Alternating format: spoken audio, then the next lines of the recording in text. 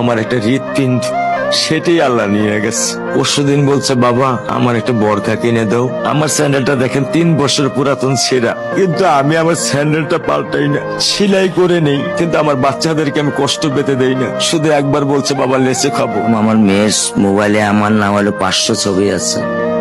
আমি এখনো সাহস পাইনি আমার মেয়ের একটা ছবি বের করে দেখতে। আমার সে সাহস নাই। আমি সেই সাহস হারাই ফেলছি, কারণ ও আমার ছিল হৃৎপিণ্ড।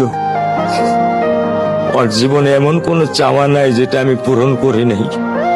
পরশুদিন বলছে, বাবা আমার একটা বরখা কিনে দাও। আমার চাচতো ভাই বললো, ভাই ইসলামপুর থেকে 300-400 টাকা পাওয়া যায়। আমি সাথে সাথে নিউ মার্কেট থেকে আমি 1000 টাকা দিয়ে আমার মেয়েকে বরখা এনে দিচ্ছি। আমি দরিদ্র, ভাঙা বাসায় থাকি।